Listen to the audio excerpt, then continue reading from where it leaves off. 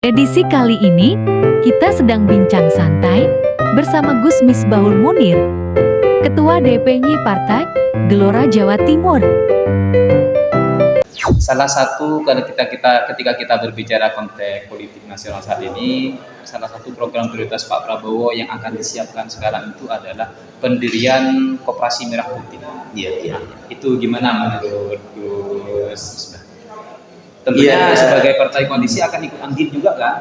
Mesti dikasih peran juga. Ya, harusnya tadi Mas Zainul bertanyanya itu program 3 juta rumah. Iya. Karena kan kami wamen perumahan. Wamen perumahan bukan menteri desa ya. Apapun sekali lagi, karena memang kita adalah bagian dari pemerintah, tentu seluruh program pemerintah kami hari ini ada program strategis nasional. Ada 28 program strategis nasional yang saya lihat semuanya fokus untuk besarnya Indonesia, untuk kemakmuran masyarakat. Misalnya yang tadi disampaikan oleh Mas Zainul kaitannya tentang Koperasi Merah Putih.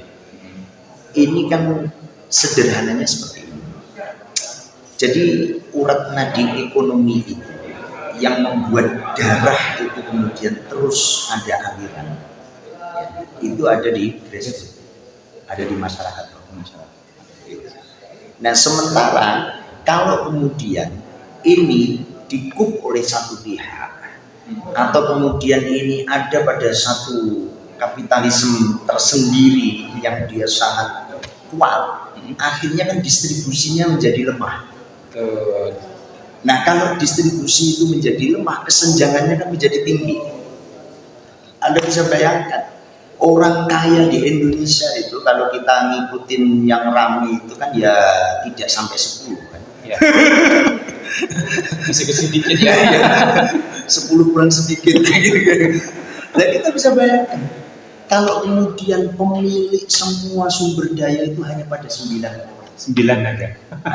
Ya, atau hanya segelintir orang, kita mungkin nggak harus menyebut sampai angkanya misalnya, hanya segelintir orang, betapa kesenjangan itu akan muncul. Padahal Indonesia milik kita. Betul. Dan kalau ini kemudian ini misalnya ya separuhnya melarikan aja dananya di luar negeri, selesai. Apa yang kemudian terjadi pada masyarakat? Nah, mimpi inilah yang kemudian oleh Pak Presiden menurut saya ya, ini sekali lagi ini asumsi orang pinggiran kita ini kan agak jauh dari Jakarta ini ya. Ya, ini yang kemudian mendasari kenapa program Koperasi Merah Putih ini muncul. Satu Koperasi Merah Putih didirikan itu di setiap desa, ya. Disiapkan 80 lebih. Ya, sekitar 80.000 ya 70 sampai 80.000 desa di seluruh Indonesia ya. Kita bisa bayangkan. Nah, kalau itu kemudian terjadi, Anda bisa bayangkan saat ada dana dengan plafon 3 sampai 5 miliar itu ada di setiap desa. Ekonomi akan jalan. Ekosistem ekonominya muncul. Karena di situ nanti ada 7 KBLI, ada dalam proses pendirian itu ada prasyarat-prasyaratnya. Salah satunya kan karena ini koperasi kan betul-betul as usual bisnis yang dikelola dengan usaha yang baik, dengan bertanggung jawab. Anda bisa bayangkan itu. Potensi ekonomi di masyarakat karena ini dikembangkan oleh koperasi yang paling dekat, dibeli oleh mereka sendiri, diputar di mereka sendiri, atau kemudian bersinergi 3-4 koperasi terhadap sesuatu yang unit usaha yang saling support tadi. Itu ekosistem ekonominya akan sangat biasa. Perputaran uang Perputarannya luar biasa. Dan ketika perputaran ini terjadi, tingkat kesejahteraan. Dan ingat, ini beda dengan BUMDes. Kalau BUMDes itu kan milik desa. Kalau koperasi ini kan milik anggota. Nah, Anda bisa bayangkan kalau satu desa setiap warganya diwajibkan jadi anggota. Ya itu lumayan banyak. Iya, dia beli di tempatnya sendiri. Ada keuntungan nanti sisa hasil usaha dibagi ada dapat SHU. Dapat SHU. SHU bisa dirupakan ya misalnya apakah santunan, apakah beasiswa, apakah yang lain, atau bahkan mohon maaf dibagi rata pun ini dasarnya kesepakatan Dari anggota kembali ke anggota. dari anggota kembali ke anggota. Dan ini menurut saya ini lebih apa namanya, lebih fair ya, ini lebih adil, Lebih kena programnya kepada langsung rakyatnya.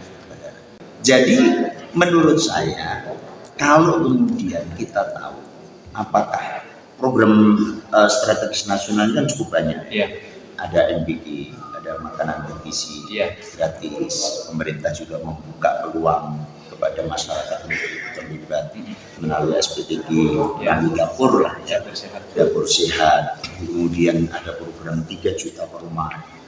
Ini belum pernah ada loh, memberi rumah sampai 3 juta. Yang sudah berjalan itu kan FLPP, program rumah subsidi untuk masyarakat yang tidak mampu, ini paling 1 tahun ya hanya 200.000-an. 200.000 sekarang. Sekarang 3 juta. 3 juta. Dan bayangkan, Pertama kali di Indonesia kan. ini kan karena tadi isu kemasyarakatan cukup Iya. kuat. Lalu ada KMP tadi, kemudian ada banyak lagi program-program baik dari pendidikan, baik dari aspek sosial dan seterusnya. Nah, saya kira ini tugas kita bersama. Tentu otokritiknya kita harus mengawal, memastikan Iya. bahwa program ini tepat sasaran, tepat guna, ya tidak diselewengkan.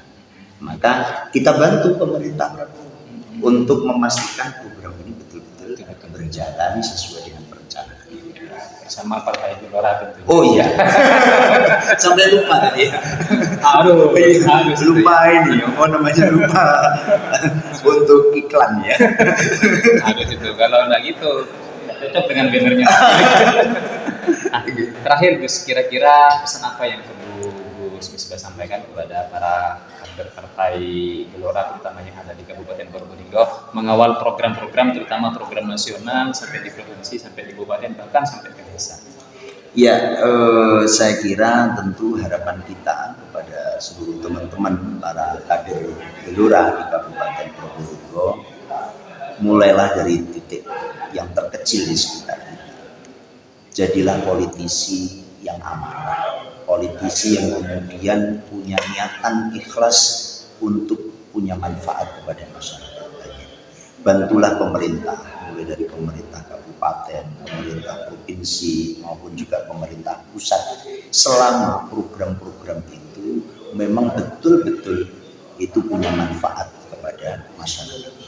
Saya berharap dengan seperti ini nanti itu akan membuka pandangan masyarakat luas bahwa kader-kader Gelora memang kader-kader yang luar biasa. Dan tentunya nanti imbasnya ya kalau sekarang belum ada kursinya di Kabupaten Probolinggo, bolehlah kami berdoa berharap 2029 nanti dapat kursi. Kalau nggak dapat kursi, nggak bisa tanda tangan. Saya kira gitu. Siap, Gus Bah, terima kasih banyak waktunya. Mohon maaf kalau sudah mengganggu ya. Itu saja diskusi kita, bincang santai kita pada kesempatan kali ini bersama Ketua DPW Partai Gelora Jawa Timur, Gus Misbahul Munir. Semoga bermanfaat dan menginspirasi kita semuanya untuk semangat bergabung di partai politik. Salah satunya adalah Partai Gelora. Ini kalau kami saran ini arah baru Indonesia. Oh gini ya. Arah baru Indonesia. Arah baru Indonesia 5 besar. 5 besar. Makasih Mas Ilham. Barakallah. Amin. Jangan lupa like, subscribe, dan komen. Semoga channel ini tambah banyak memberikan manfaat kepada kita semua. Kurang lebihnya mohon maaf. Assalamualaikum warahmatullahi wabarakatuh.